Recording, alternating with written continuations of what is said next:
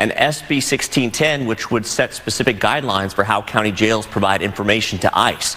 Governor Hobbs also vetoed multiple other bills. All right, I don't even know where to begin. The governor of Arizona, Katie Hobbs, a Democrat, has just decided to veto bills that would require Arizona law enforcement to work with ICE. Now, to give you guys a comparison, the governor of Wisconsin truly thinks he could be arrested for putting out a memo about ICE agents, but this time we have a governor vetoing and saying straight up, no, I don't want my law enforcement working with ICE. Meantime, the bills vetoed by Governor Hobbs also covered a variety of topics. SB 1025 would have allowed the state treasury to create a Bitcoin reserve.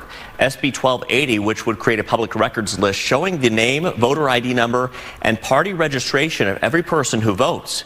And SB 1610, which would set specific guidelines for how county jails provide information to ICE.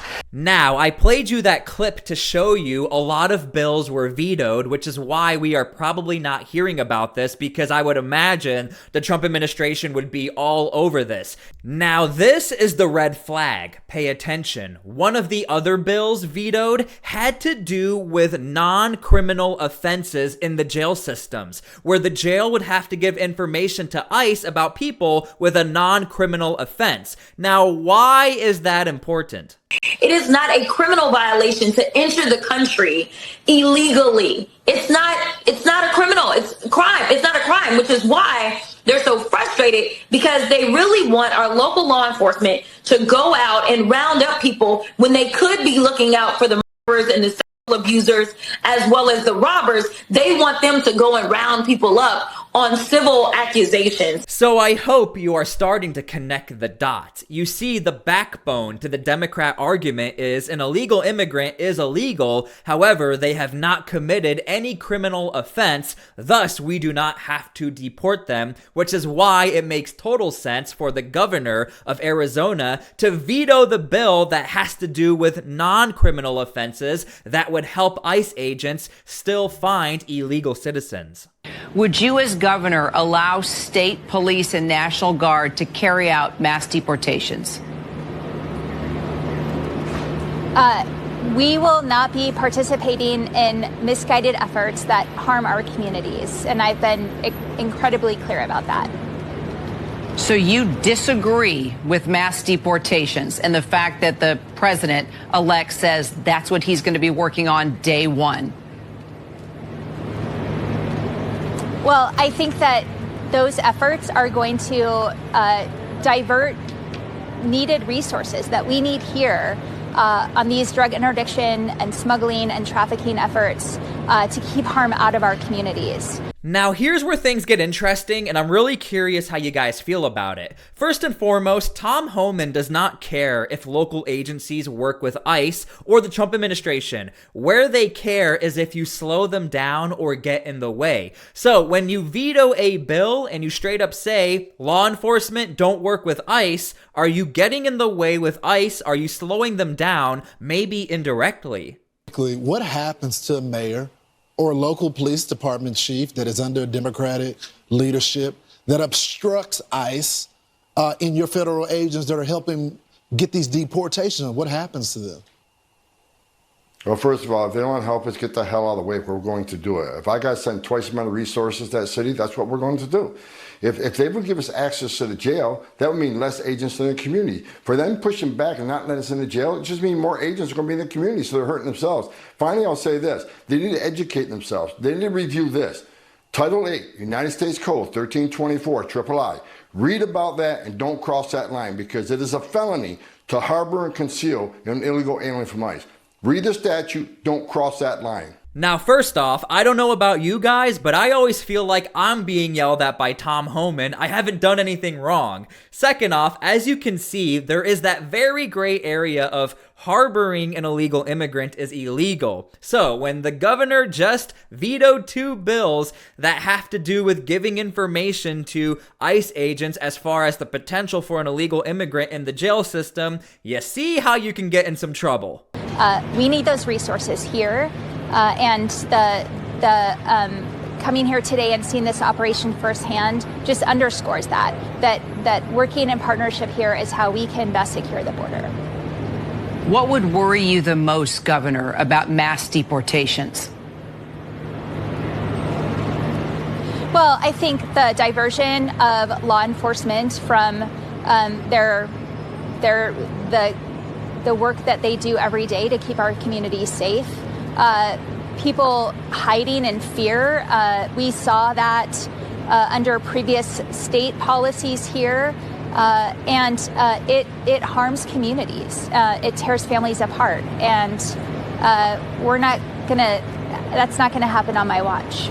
Now, this is a very common argument from Democrats. You do have some Republicans saying this as well, that you are taking away from law enforcement resources. It is not the job of law enforcement to work with ICE agents. However, this is why Tom Homan keeps saying, okay, that's fine, just get out of our way, we will bring in more officers. However, it would behoove you to work with us because otherwise we're just going to flood your area with more resources and you're not going to like it. However, somehow Florida has figured it out. Members. Now, Florida leads the nation in the number of local and state law enforcement agencies that have partnered with immigration and customs enforcement. It's something known as the 287G program. It's described as a force multiplier in order to be able to execute the Trump administration's plan and campaign promise of mass deportations. So they explained that what unfolded here in Florida with Operation Tidal Wave,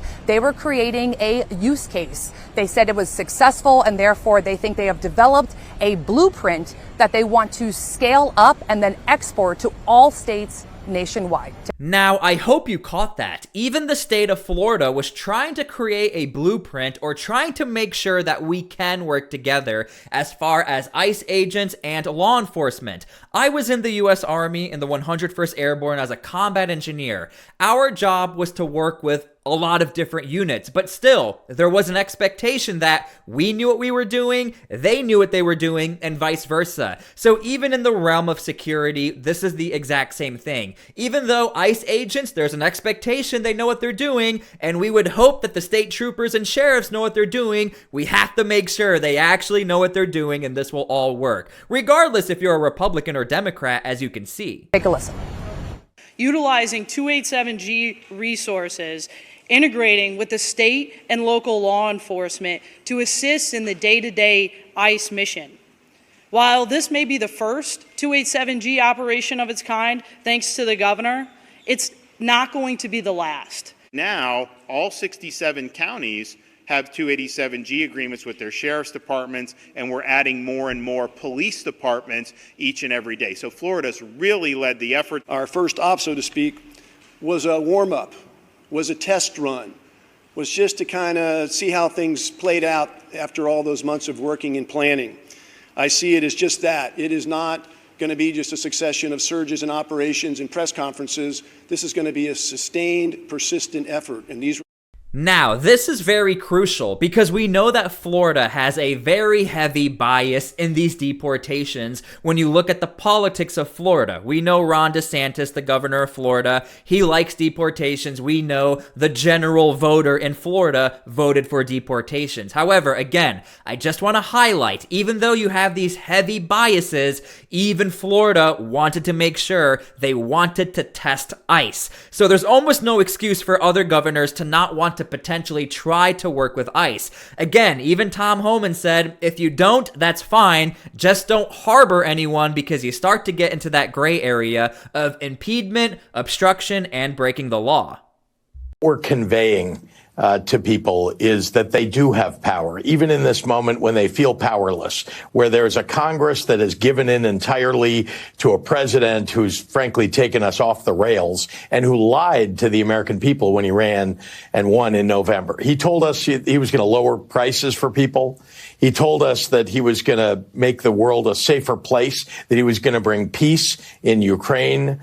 And the fact is he's done none of those things. And indeed, the opposite of that. Now what he's doing is raising prices and taxes on middle-class Americans, working-class Americans, in order to give a massive tax cut to the wealthiest people in the country. So when you don't control Congress, when you don't control the White House, and people are feeling helpless and powerless, it's time for people to mobilize. And I wanted people to hear that they do have power.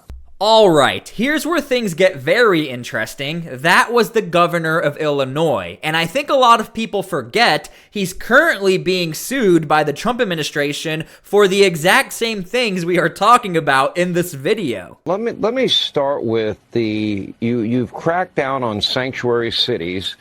The DOJ has put a pause on all federal funding to sanctuary cities and states. You filed a lawsuit against Chicago and the state of Illinois for being a sanctuary city. Am I wrong in my interpretation that a sanctuary city is aiding and abetting in lawbreaking? Sean, what they're doing is they are choosing illegal aliens over the safety and security of their own citizens and the men and women of law enforcement who are out there trying to protect their citizens. Not only did we sue today the city of Chicago, we sued the state of Illinois, we sued the mayor, we sued the governor, and we sued others. And let me be very clear, if you don't comply with federal law, you're going to be next. So here's the big question. As you could see, Pam Bondi said you're next if you are involved with these sanctuary cities, harboring illegal immigrants, getting in the way, obstruction of ICE agents trying to do their investigations on finding illegal immigrants. Why not just arrest them all? And this is where we got this famous video from Tom Homan. So the president signed an executive order just this week threatening to defund sanctuary cities for their policies. Why not just arrest the leaders who are harboring and shielding illegal aliens, actually terrorists, from deportation? Wait to see what's coming.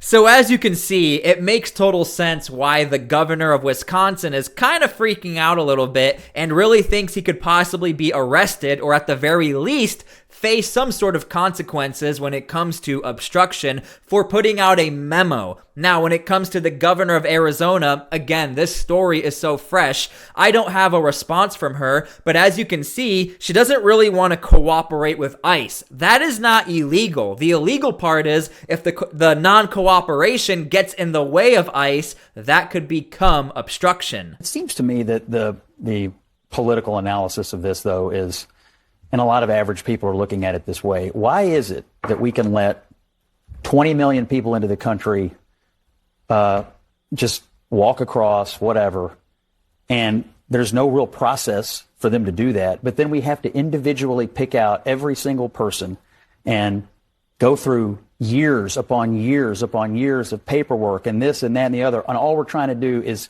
send them back to where they came from because they came here illegally in the first place. 20 million in with no process. How do you get 20 million out with years and years of people fighting every single case? You could cherry pick any case you want. But the reality is the crisis that put Donald Trump in the White House was caused over years and years and years of neglect and letting people walk into here without any process at all. And now you're trying to gum up the works to keep them here. Now, this is definitely the biggest dividing line between Republicans and Democrats, or anybody who doesn't support the deportations or supports deportations. The due process, the definition of a due process. Because it's true, everyone, whether you like it or not, to include illegal immigrants, they are entitled to a due process. But what the Trump administration is arguing, does that mean a full-blown court case for the tens of millions of illegal immigrants that the Biden administration allowed into the country? Is that what we mean by due process? Or have illegal immigrants already been given a due process when they received the marching orders? A lot of people don't realize this because for some reason we don't talk about it. A lot of illegal immigrants already have the marching orders, which is why you are seeing some illegal immigrants already self-deport. And Republicans are claiming that was the due process, so what more due process do they need? Now, I just want to throw this out there because on the flip side, if you are arguing for this due process and you're wanting to extend it the way it seems to be implied by Democrats, remember, this can get flipped because then all of a sudden, if you start to throw illegal immigrants into the prison systems and you say, you know what, Everyone is entitled to due process, but we're going to do it the way you want it. How long could that take? There could be illegal immigrants who could have just left on their own, and now all of a sudden they're sitting in the jail system waiting for a court date, 10,000th in the queue. You see what I'm saying? This is why it becomes a little dangerous for both sides. And honestly, I think a lot of us hate to see it, but this is the current political climate. Anyway, thank you guys for being here. God bless, and we'll see you all later.